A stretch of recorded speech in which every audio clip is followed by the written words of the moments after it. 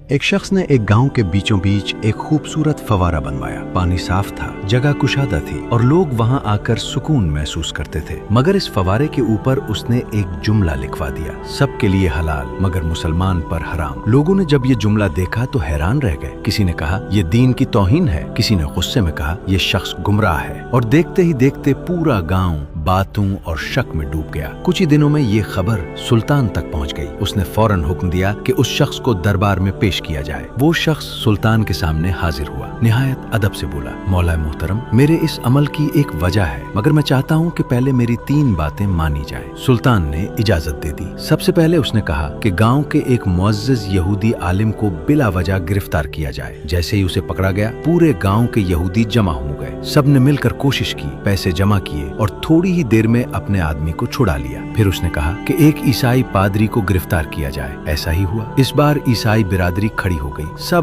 ایک دوسرے کے ساتھ کھڑے ہوئے اور اپنے آدمی کو آزاد کرا لیا۔ اب تیسری بار اس نے کہا کہ مسجد کے امام کو جمعہ کے دن نمازیوں کے درمیان سے گرفتار کیا جائے۔ جب امام کو لے جایا گیا تو حیران کن خاموشی تھی، نہ کوئی آگے بڑھا، نہ کسی نے آواز اٹھائی۔ کچھ لوگ چپ چاپ گھر چلے گئے اور کچھ نے کہنا شروع کر دیا، شاید امام سے کوئی غلطی ہوئی ہوگی۔ ایک ہفتہ گزر گیا، پھر وہی شخص دوبارہ سلطان کے دربار میں پیش ہوا۔ اس نے جھکے ہوئے سر کے ساتھ کہا، مولا محترم، کیا آپ نے سب کچھ دیکھ لیا؟ پھر اس نے آہستہ سے کہا، جو قوم اپنے ہی مظلوم کا ساتھ نہ دے وہ پانی کی مستحق نہیں رہتی۔ اس نے مزید کہا، یہ فوارہ اس لیے مسلمانوں پر حرام لکھا کیونکہ انہوں نے اپنے بھائی کی مدد چھوڑ دی۔ جب ایک مسلمان دوسرے کے لیے کھڑا نہیں ہوتا تو وہ انصاف کا حق بھی کھو دیتا ہے۔ دربار میں خاموشی چھا گئی۔ یہ بات سب کے دل میں اتر گئی کہ جب معاشرہ ظلم پر خاموش ہو جائے تو وہ اندر سے کمزور ہو جاتا ہے، اور جب لوگ سچ بولنا چھوڑ دیں تو انصاف بھی آہستہ آہستہ ختم ہو جاتا ہے۔ یاد رکھیں، قومیں اس وقت گرتی ہیں جب وہ ظلم کو دیکھ کر بھی خاموش رہتی ہیں۔